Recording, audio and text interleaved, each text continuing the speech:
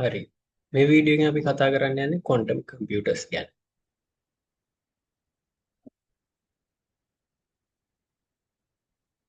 Quantum computers ගැන කතා කරන්න කලින් අපිට මාතෘකා කිහිපයක් තියෙනවා. අපි ඒ ගැන පොඩ්ඩක් කතා කරලා ඉමු. What is a computer? How to computer work? What is the physics? What is the quantum physics? What is the quantum computers? And how to quantum computers work? කියන්නේ පරිගණකයක් කියන්නේ මොකක්ද කියලා අපි එකටම බලමු. මොකක්ද ඇත්තටම මේ පරිගණකයක් කියන්නේ? සරලවම කිව්වොත් පරිගණකයක් කියන්නේ data එකක් ලබාගෙන ඒක process කරලා output එකක් ලබා දෙන්න පුළුවන් digital device එකකට තමයි මේ computer එකක් කියලා කියන්නේ. එතකොට කොහොමද මේ computer එකක් වැඩ කරන්නේ? සරලවම කිව්වොත් අපි ලබා දෙන විදුලිය computer එකේ අපි power supply unit එකට තමයි ලබා දෙන්නේ. අපි එතනදී AC voltage එකක් විදිහට තමයි ලබා දෙන්නේ. ඒක power supply unit එකේ ඒක DC voltage එකක් විදිහට convert කරනවා. ඒක තමයි මදර් බෝඩ් එකට ලබා දෙන්නේ. ඒතර මදර් බෝඩ් එකෙන් තමයි ඒක බේසික් ඉන්පුට් අවුට්පුට් ෆර්ම්වෙයාර් වලට ලබා දෙන්නේ. ඊට පස්සේ ඒක බූට් ඩිවයිස් හරහා OS එක ලෝඩ් කරගන්නවා. ඊට පස්සේ තමයි ඔපරේටින් සිස්ටම් එක අපේ RAM එකේ ලෝඩ් වෙන්නේ. ඊට පස්සේ අපේ මවුස් කීබෝඩ් වගේ ඩිවයිසස් ටික ඇක්ටිව් වෙනවා. ඊට පස්සේ අපිට ඉන්ටර්ෆේසස් ටික ලෝඩ් කරලා ඒක යූස් කරන්න පුළුවන්. එතනදි තමයි ප්‍රොසෙසර් එක වැඩ කරලා අපි අපේ මොන data ටික ප්‍රොසෙස් කරගන්නේ. මේ විදිහට තමයි සරල ෆ්ලෝ එක කම්පියුටර් එකක් වැඩ කරගන්නේ.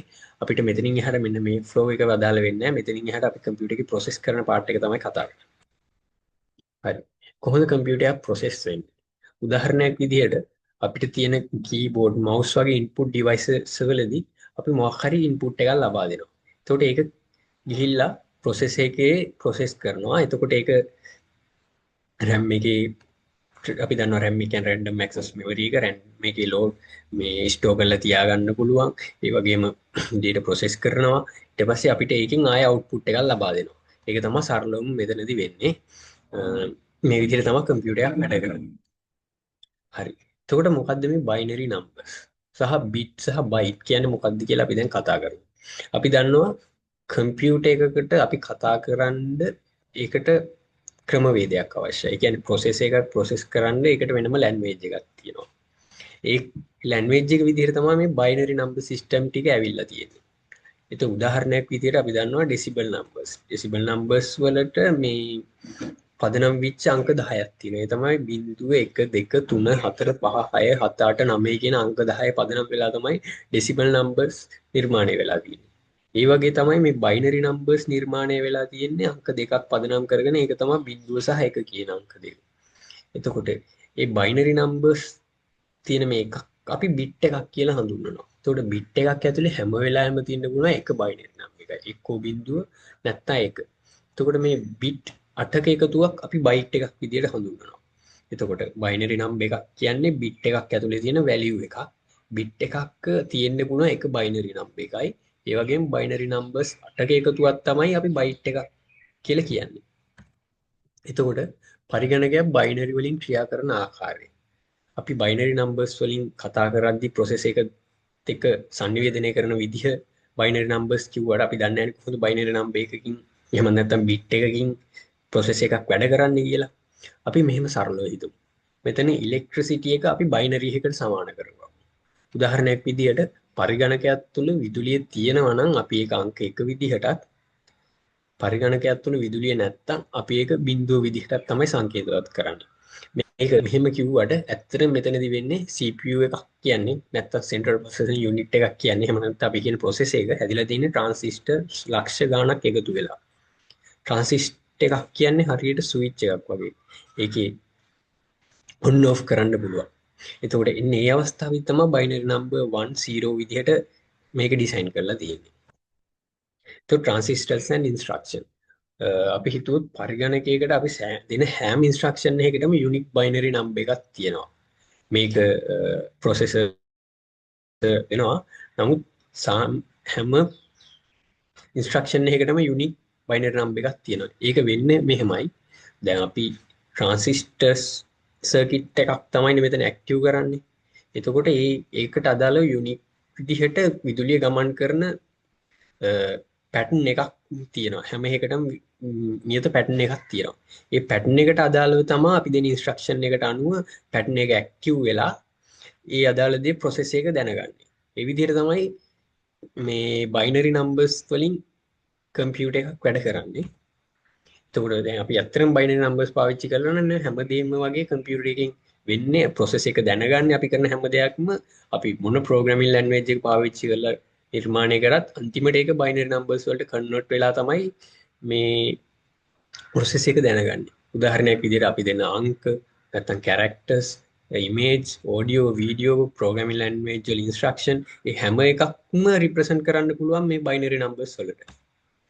උදාහරණයක් විදිහට A2 එහෙම නැත්නම් අපි දන්න RGB code arithmetic operation එහෙම නැත්නම් මේ ගණිතමය ලකුණු ඒ හැම එකක්ම රිප්‍රසන්ට් කරන්න අදාළ බයිනරි නම්බර් එකක් තියෙනවා. උදාහරණයක් විදිහට අපි කම්පියුටර් එකේ 2+3 කියලා ටයිප් කරනවානේ කියලා හිතමු. එතකොට ඒක බයිනරි සිග්නල් එකක් විදිහට තමයි CPU එකට යන්නේ.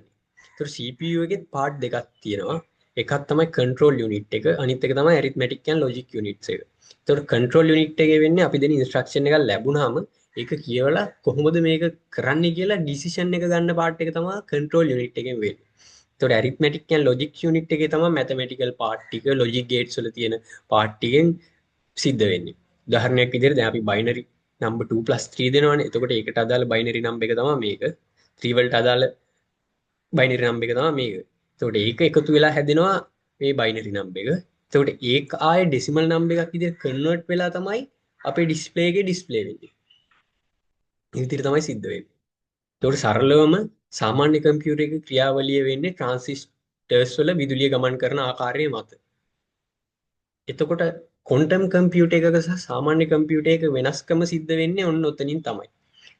සාමාන්‍ය කම්පියුටර් එක වෙනස්කම එතනින් සිද්ධ වෙනවා කියවට ඇත්තටම සාමාන්‍ය කම්පියුටර් එකක සහ ක්වොන්ටම් කම්පියුටර් එකක ලොකු වෙනස්කමක් තියෙනවා. ඒතර ඔය බයිනරි නම්බර්ස් වල ක්‍රියාකාරීත්වය මත තමයි ගොඩාක් විදිහට ක්වොන්ටම් කම්පියුටර් එකක පර්ෆෝමන්ස් වෙනස් වෙලා තියෙන්නේ. හරි. අපි දැන් බලමු මොකද්ද මේ ක්වොන්ටම් කම්පියුටර් එකක් කියන්නේ කියලා. ක්වොන්ටම් කම්පියුටර්ස් ගැන කතා කරන්න කලින් අපි එකටම භෞතික විද්‍යාව කියන්නේ මොකක්ද කියලා දැනගෙන ඉන්න ඕන. මොකද්ද මේ භෞතික විද්‍යාව කියන්නේ? හරි. භෞතික විද්‍යාව කියන්නේ අපිට පේන මේ භෞතික ලෝකයේ තියෙන ස්වභාවික සංසිද්ධීන් පිළිබඳව අධ්‍යයනය කරන්න අප විසින් නිර්මාණය කරගත්ත විෂයක්. ඒකට තමයි අපි භෞතික විද්‍යාව කියන්නේ. සරලව කිව්වොත් භෞතික ලෝකයේ සිද්ධ වෙන සියලුම ක්‍රියාවලි භෞතික විද්‍යාවට අයිති වෙනවා. මේ මොහොතේ ඒවා සනාථ කරගන්න බැරි වෙන්න පුළුවන්. ඒ වුණාට භෞතික ලෝකයේ සිද්ධ වෙන සියලුම ක්‍රියාවලීන් වලට අපි භෞතික විද්‍යාවෙන් පිළිතුරු හොයන්න තමයි භෞතික විද්‍යාව අපි නිර්මාණය කරගෙන තියෙන්නේ විෂයක් විදියට. ඒතර භෞතික විද්‍යාවේදීත් අපි පැටර්න් දෙකක් තියෙනවා. එහෙමත් නැත්නම් පාත් දෙකක් තියෙනවා.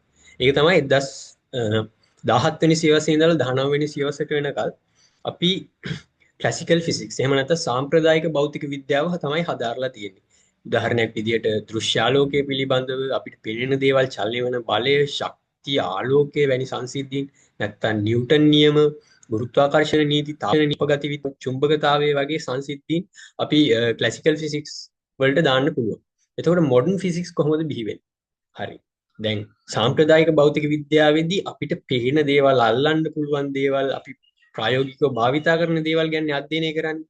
20 වෙනි සියවසට විතර වෙද්දි මිනිස්සුන්ට ඕන වෙනවා මයික්‍රොස්කෝප් ලෙවල් එකේ තියෙන ඇටම්ස්, ඉලෙක්ට්‍රෝන්ස් වගේ දේවල් වල ක්‍රියාකාරීත්වය, හයි ස්පීඩ් පාටිකල්ස්, එහෙම නැත්නම් හයි ස්පීඩ් සිස්ටම්, එහෙම නැත්නම් ආලෝකයේ ප්‍රවේගයෙන් ගමන් ආලෝකයේ වේගය වගේ සංසිද්ධීන් ගැන අධ්‍යයනය කරන්න. එතකොට ක්වොන්ටම් භෞතික විද්‍යාව, සාපේක්ෂතාවාද න්‍යාය, එහෙම නැත්නම් අපි කියන theory of relativity, එහෙම නැත්නම් nuclear physics, subatonic particles වගේ තවත් ගැඹුරු සංකල්ප නිර්මාණය වෙනවා. අපි ඒකට කියන modern physics. එහෙම නැත්නම් නූතන භෞතික විද්‍යාව. මේක සිද්ධ වෙන්නේ 20 වෙනි ශතවර්ෂයේ විතර. ඇත්තට මෙතනදී ක්වොන්ටම් භෞතික විද්‍යාව ගැන තමයි අපි මේ පාර්ට් එකේදී කතා කරන්නේ. ක්වොන්ටම් භෞතික විද්‍යාව නිර්මාණය කරන්න ප්‍රධාන දායකත්වයක් විච්ච කෙනෙක් තමයි මැක්ස් ප්ලාන්ක් කියන විද්‍යාඥයා. මැක්ස් ප්ලාන්ක්ගෙන් පසුව ඇල්බර්ට් අයින්ස්ටයින්, පසුව මේ ස්ටිවන් හොප්කින්ස් වගේ මේ වර්තමානයේ ඉන්න විද්වතුන්ගේ කාලයට එනකල් මේ මොඩර්න් ෆිසික්ස් දියුණු වෙනවා. හරි. අපි එතනදී මේ ක්වොන්ටම් පරිගණක වලට අදාළ වෙන පාර්ට් එක තමයි ක්වොන්ටම් භෞතික විද්‍යාව. හරි. මොකද්ද මේ ක්වොන්ටම් ෆිසික්ස් කියන්නේ? ක්වොන්ටම් ෆිසික්ස් කියන්නේ සබ්ඇටොමික් වර්ල්ඩ් එකක් තුළ ද්‍රව්‍ය හා ශක්තියින් ක්‍රියා කරන ආකාරය පිළිබඳව විද්‍යාත්මකව විස්තර කිරීමට අදාළ ශාස්ත්‍රයක් තමයි ක්වොන්ටම් ෆිසික්ස් කියන්නේ.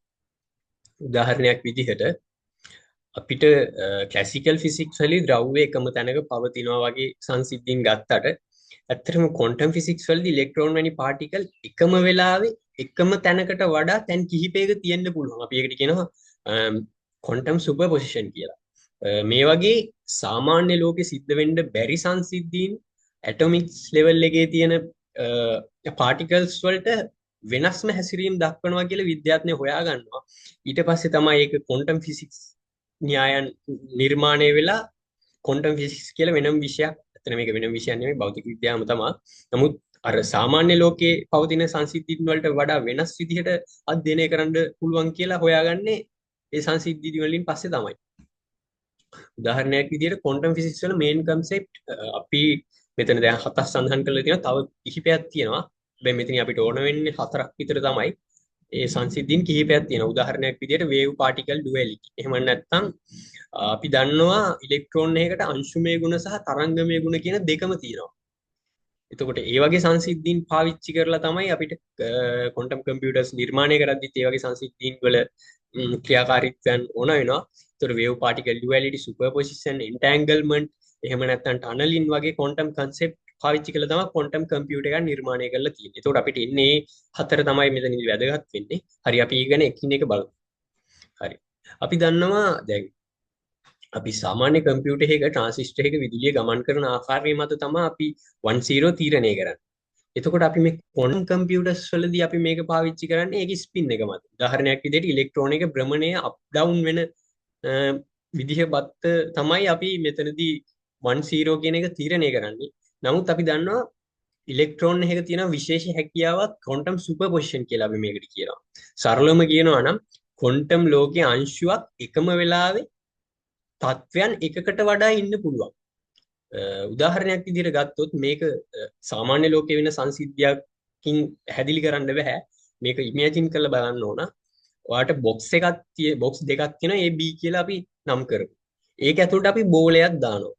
එතකොට සාමාන්‍ය ලෝකේ නම් එක්කෝ A එක නැත්නම් B එක දෙකෙන් එකක් ඇතුලේ තමයි මේ බෝලේ තියෙන්නේ. නමුත් ක්වොන්ටම් ෆිසික්ස් වල සුපර්පොසිෂන් කියන පාර්ට් එකේදී අපිට කතා කරන්න වෙනවා A තුලත් බෝලේ තියෙනවා B තුනත් බෝලේ තියෙනවා. අපි නරඹනකොට එන්නේ මේ මොහොතේදී තමයි ඒ බෝලේ එතන තියෙන්නේ. මේක මෙහෙම කිව්වට පැහැදිලි වෙන්නේ නැහැ. ඊළඟට අපි එක්සැම්පල් එකක් කතා කරනවා. එන්නේ මේ විදිහට දෙකේම බෝලේ තියෙනවා. පෙට්ටි දෙකේම බෝලේ තියෙන විදිහට තමයි අපි මෙතනදී මේක කතා කරන්නේ. දැන් අපිට ස්පින් අප් එක මෙතනදී 0 විදිහට ස්පින් ඩවුන් එක 1 විදිහට තමයි ගන්නෙ. නමුත් අර සුපර්පොසිෂන් කියන සංකල්පයේදී අපිට මේ දෙකේම ස්පින් අප් ස්පින් ඩවුන් දෙකේම මේ ඉලෙක්ට්‍රෝන එක තියෙනවා. දැන් එක්සැම්පල් එකක් විදිහට මෙන්න මේ එක්සැම්පල් එක බලන්නකෝ. මෙතනදී 1 0 කියන අවස්ථා දෙකේම තියෙනවා. හැබැයි නරඹද්දී එක තැනක විතරයි තියෙන්නේ. මෙන්න මේ එක්සැම්පල් එකේ වෙන විදිහට තමයි ඇත්තටම ඉලෙක්ට්‍රෝන එක හැසිරීම සිද්ධ වෙන්නේ. මේක සාමාන්‍ය ලෝකයේ සංසිද්ධීන් එක්ක ගලපන්න බැරි නිසා තමයි වෙනත් උදාහරණයක් දෙන්න බැරි. මෙන්න මේ එක්සැම්පල් එක විදිහට මෙතනදී දැන් 1 0 අවස්ථා දෙකේම තියෙනවා. නරඹද්දී 1 අවස්ථාව. එන්නේ මේ විදිහට. එතකොට ඔගේ දෙවෙනි සංකල්පය තමයි ක්වොන්ටම් එන්ටැන්ගල්. එහෙම නැත්නම් ක්වොන්ටම් සංයුක්තතාවය කියලාත් අපි කියනවා. උදාහරණයක් විදිහට එන්ටැන්ගල්මන්ට් කියන්නේ අංශු දෙකක්. එහෙම නැත්නම් පාටිකල් දෙකක් එකිනෙක අතිශය ගැඹුරු සම්බන්ධතාවයක් අංශු දෙක අතර දුර කිසිවක් වෙනස් වුවත් එකිනෙකට වෙනස් නොවුනත් එකම වෙලාවෙදී වෙනස් වෙනවා. ඒ කියන්නේ උදාහරණයක් විදිහට අපි කියමු මේ එන්ටැන්ගල්මන්ට් වෙලා තියෙන. ඒ කියන්නේ එකිනෙක අතිශය ගැඹුරු මේ සම්බන්ධතාවයක් තියෙන අංශු දෙකක් එකිනෙකට ඈත් කරන විශ්වයේ දෙකරවලවල් වලට ගෙනියනවා. එතකොට එක අංශුවක කරන වෙනස් වීම මත අනිත් අංශුවත් වෙනස් වීමක් සිද්ධ වෙනවා. ඒකට තමයි අපි කියන්නේ ක්වොන්ටම් එන්ටැන්ගල්මන්ට් කියලා. ඒ කියන්නේ එතකොට ඒකෙදි තවත් විශේෂ කාරණාව තමයි ආලෝකයේ වේගයටත් වඩා වැඩි වේගයකින් මේ සංසිද්ධිය සිද්ධ වෙනවා.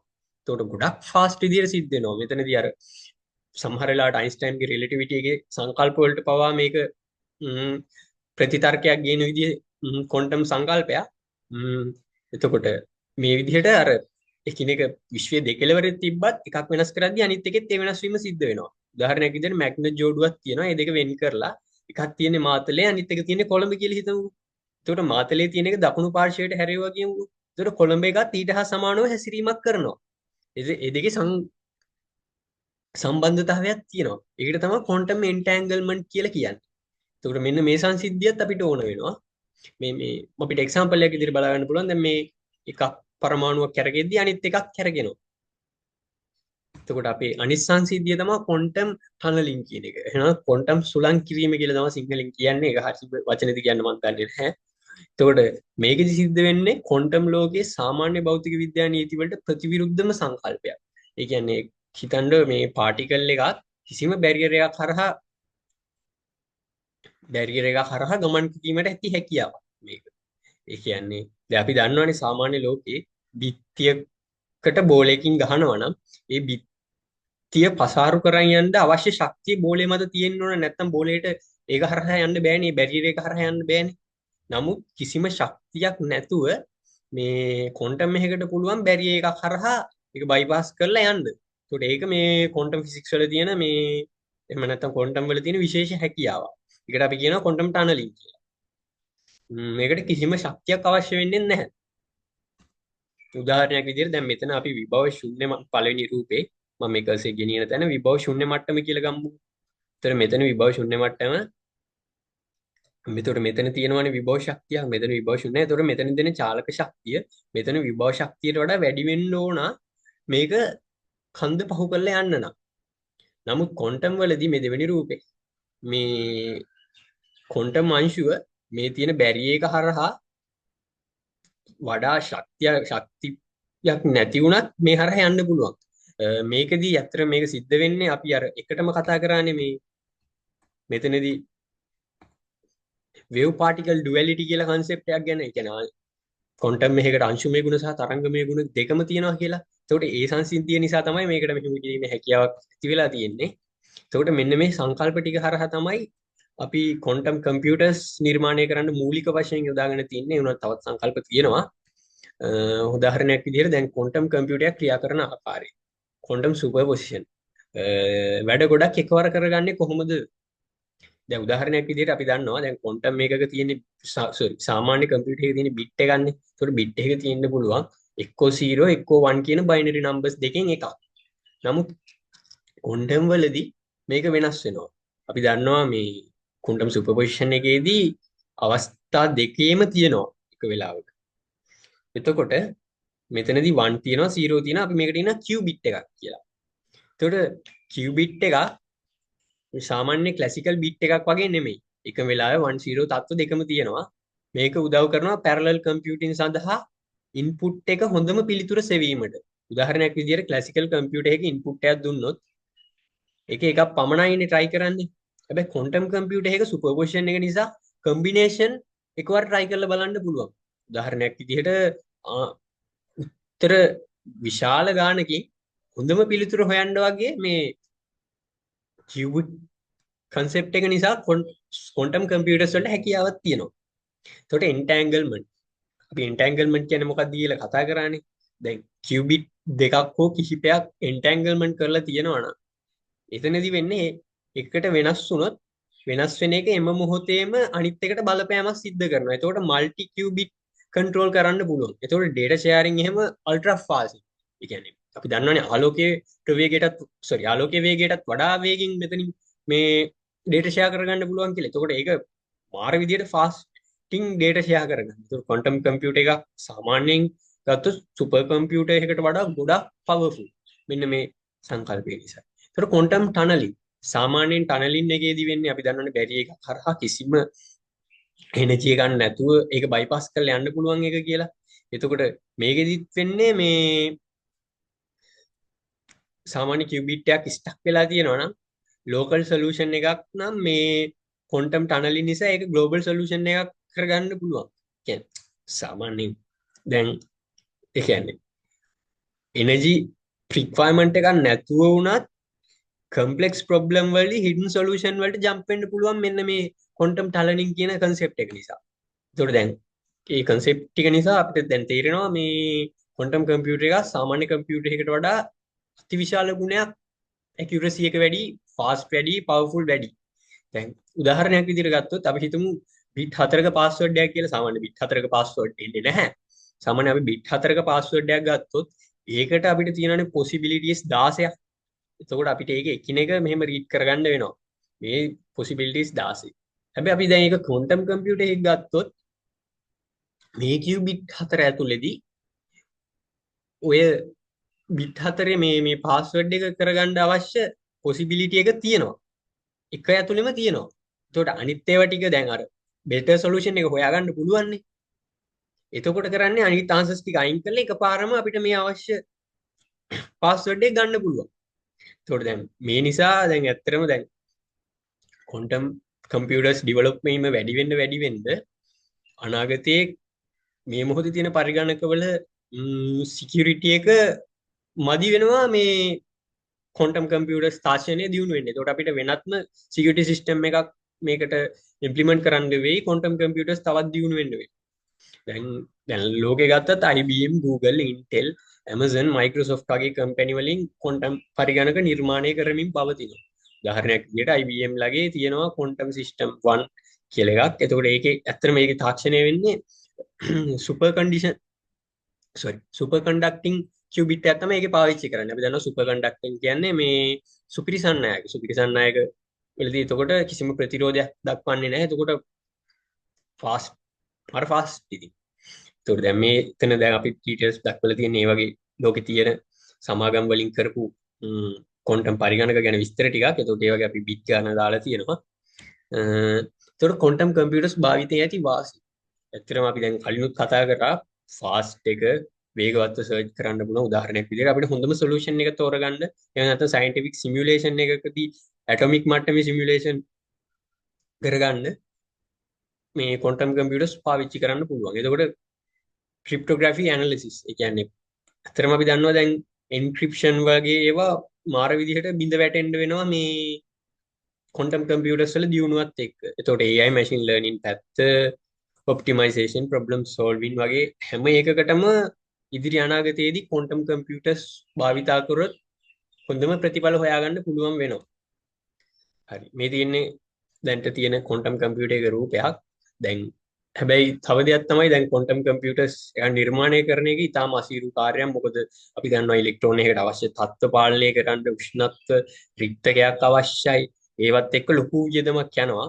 ඒතකොට ඒ යන වියදම සහ ඒක අර රියල් වර්ල්ඩ් එකේදී ඒවා ඩිවලොප් කිරීමේ හැකියාවත් ඉතාම අඩුයි. ඒ කියන්නේ සාමාන්‍ය කෙනෙක්ට බෑ භෞතික විද්‍යාඥයෙක් එහෙම නැත්නම් සයන්ටිස්ට් කෙනෙක් වගේ වෙන්නත් ඕන.